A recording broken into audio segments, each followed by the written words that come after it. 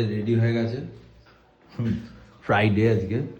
হ্যাঁ, বিকেলবেলা হলেই এই চাটা আমার খেতে এত বেশি ভালো লাগে।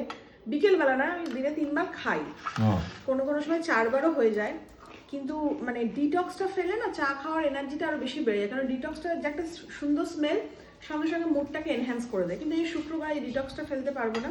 তবে একটা ভালো জিনিস সেটা হচ্ছে চায়ের সাথে ক্রিম রোল। এটা সেদিনকে পুজো দিয়ে আসার সময় বেকারি থেকে নিয়ে এসেছি। কালকে তোমাদের একটা ছোট গল্প শোনাই। কালকে আমি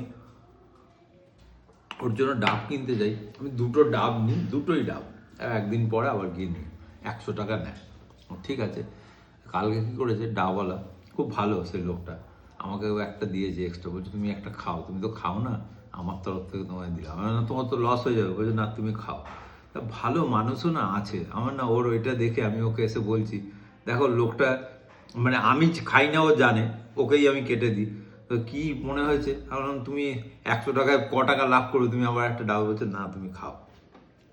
ভগবান ওর হাত দিয়ে তোকে দেয়া করেছে। কে জানে, একদম অবাক হয়ে যাই, ভগবান যে কি করতে চাইছে আমি বুঝি না।